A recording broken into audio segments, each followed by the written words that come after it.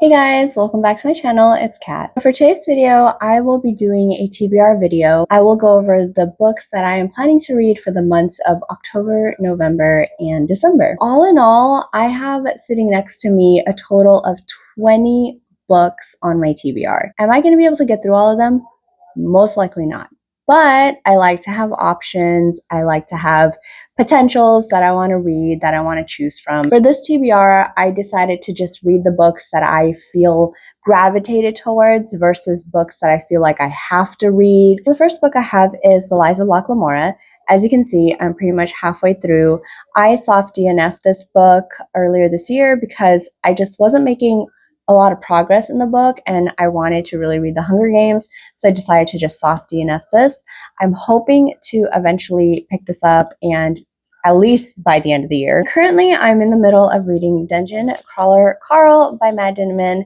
This book is literally all over booktube. So many people are reading it and enjoying it. It's like a lit RPG book, which I've never read a lit RPG book before. I am still in the beginning, like very, very beginning of the book. So I have such a long ways to go. I am buddy reading this with my boyfriend, who is actually listening to this on the audiobook. He's enjoying it. He said it's really good. I have heard the audiobook is superior to the actual physical book. And I have no doubt. I heard snippets of the audiobook and it sounds way more entertaining and immersive compared to the physical book. I am just more of a physical book reader, so I'm just doing it this way. The Queen of Nothing by Holly Black. This is the last book in the Folk of the Air trilogy. I've loved the first two books. I found them very fun, entertaining, intriguing. Definitely I'm eager to finish the series off. I was wanting to finish the series off in my last TBR, but I did fall into a reading slump, and so I did not pick this book up, but hopefully I will this time. I have a short story collection called Before the Hunt by Barry Lyga. This is part of his I Hunt Killers series, but these are prequel stories. I Hunt Killers trilogy was a very interesting experience. It was definitely an experience to be had. I picked up this short story collection because I was interested in seeing how the prequel stories are like and how our main character Jasper was like before the start of the trilogy. And then I have Final Girls by Riley Sager. So Riley Sager is like my top thriller author. Thriller isn't a genre that I know too much about, but I am slowly exploring it. And Riley Sager books have not disappointed me yet. The best way to read Riley Sager books is to just throw out all expectations, just go into it blindly, and you might unexpectedly have a good time. That's how I read all my Riley Sager books, and I ended up enjoying them. I have Heartstopper Volume 2. Heartstopper Volume 1 I read earlier this year, and I did like it. And this is just a nice, like, fluffy read, just so sweet, and such an innocent and pure, wholesome book or graphic novel, and definitely excited to just continue on the journey with Nick and Charlie. Twilight by Stephanie Meyer. It is Twilight season, guys. It's raining, it's cold, the days are getting darker. I have watched the movies repeatedly.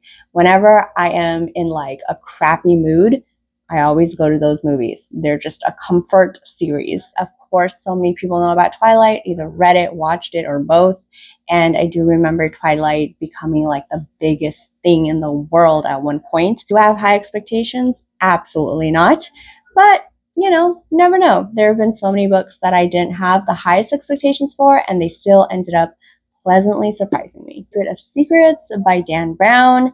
Currently #1 book on the bestseller lists, which I expected because this whole series is so popular, like mega popular. Secret of Secrets is part of the Robert Langdon series. A lot of you might be familiar with the book The Da Vinci Code, which is part of that series. I really loved this series so much when I was younger. I'm really curious to see if that still holds at my age now. Really excited to get to this one if I do. And if I don't, that's okay. And then I have another book by another thriller author who I'm very interested in exploring his books, and that is John Mars. So I have The Passengers, which is one of his very popular books. I feel like the best way to approach thriller books is to know as little as possible. I read Keep It in the Family last year for spooky season, and oh my god, that book was twisted. I have another book by an author that has become my auto-buy author, and that is C.S. Pacat, and here I have Dark Rise. This is a trilogy that's incomplete. The third book is coming out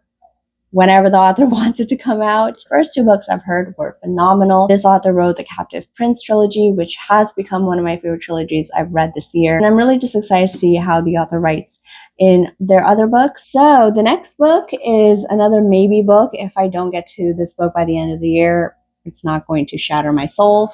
And that is Red Rising by Pierce Brown. Red Rising is a very, very, very, very, very popular series. The last book is set to come out possibly next year. I think Pierce Brown is still writing it or editing it. I don't know where he is in the process. Very curious to see what this is about. All I know is one character, and the character I know is Darrow or Darrow. Darrow? I hear his name thrown around a lot, and apparently a lot of people like that character. So I'm very excited to meet this character. And then I have The Diviners by Libba Bray. I think it's like a mystery book, I want to say. And it has to do with like demons?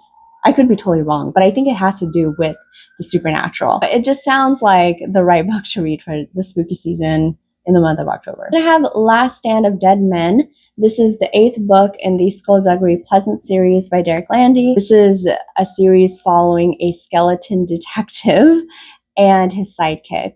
And basically they solve supernatural mysteries and cases. All the while, his sidekick Valkyrie is trying to contain this darkness within her before it starts manifesting and taking over. This has been such a fun series to read. There's such a large cast of characters, and the humor in here is my type of humor. Aside from that, it's been a really fun read and definitely the book for the season. I have Don't Let the Forest In by C.G. Drews. I think I'm going to pick this up next after I finish the books that I'm currently in the middle of. As far as I know, I think this book centers around Andrew and Thomas, who are classmates. Andrew writes fairy tales about monsters, and apparently these monsters come to life and they live in this forest. That's all I know. And I think there's a little bit of a love romance between Thomas and Andrew as well. I have a book that I'm not that excited about just because I read this author's book earlier this year and was not a fan.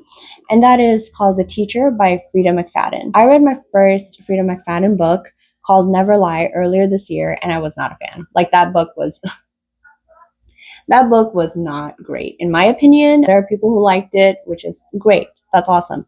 Personally, did not like it. I found the characters to be so annoying, and just the whole book was annoying. But I do also have this book, and I do want to give Frida McFadden another chance because there are people who really like her books and they do enjoy her writing. She does have like a very extensive backlist. So maybe if I don't like this or I'm a bit lukewarm about this, I'll read one more book. And if I don't like that book, then I gave her 3 chances and she's just not the author for me. This book, as far as I know, revolves around a student-teacher relationship, which, you know, very controversial. Then I have a graphic novel called Crumbs, and this is by Danny Sterling. I've never heard of this graphic novel before. I just went to Barnes & Noble one day and I saw it and I fell in love with this art style. You can kind of capture the idea, but the art style is just so cute and I love the colors and just gives such fall vibes. Definitely looking forward to getting to this one. I have a book that I am very excited about because this is another auto by author for me, and that is called The Child Thief by Brom. Brom is such a great artist. He's such a great artist, but also such a spectacular writer. I read Slewfoot and Krampus not last year, the year before. Yeah. And those are such seasonal reads, guys. If you're looking for the autumn book, for the fall book, please do yourself a favor and read Slewfoot. The Child Thief is my 3rd book that I have of his, one that I'm looking forward to, one that I've heard such great things about. I think this is like a dark Peter Pan retelling. I think Peter Pan like lures young boys and kills them, but I know Peter Pan in this book is evil. It's going to be good. I already know it. I looked at some of the artwork and yeah, it's so good. It's so good. And if you didn't know, Brom, he is a dark fantasy artist, and he does draw his characters, which you usually can find them in the middle of his books. I love it when authors draw their characters because you get such a good idea of what the author sees in their head. I think C.S. Pacat also drew the book covers for the Captive Prince trilogy, which is so great. Definitely a book that I am ready to get my hands on and read. I have a book that I haven't heard a lot of things about, and that is called The Great Vampiric Deception by Jolene Getler. Basically about humans who coexist with vampires, and they also get into relationship with vampires.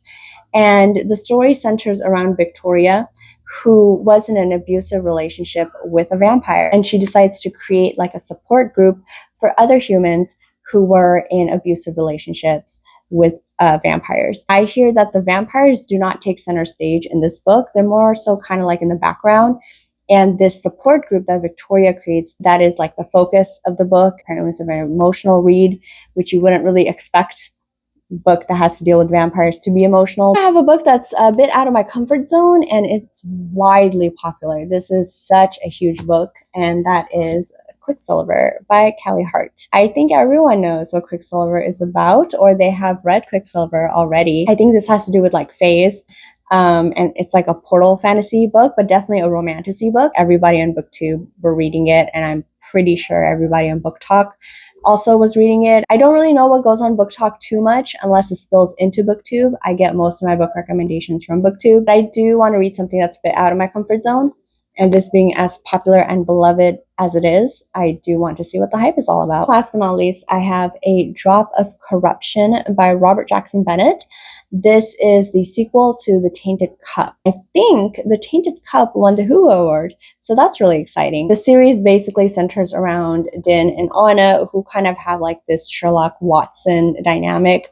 Anna is a well-known and well-regarded investigator and detective, and Din is her assistant. I'm really excited to get to this book because, again, Tainted Cup was a book that I really enjoyed reading this year. That's all I have for this video. If you've read any of these books, please let me know what your thoughts were. Please let me know if you liked it or you didn't like it. I'm definitely excited to tackle this TBR. I feel like I have a different range of genres, diverse books. Hope you guys are having a wonderful day, evening, night, morning, wherever you are, whatever you're doing, and I will see you guys next time. Bye!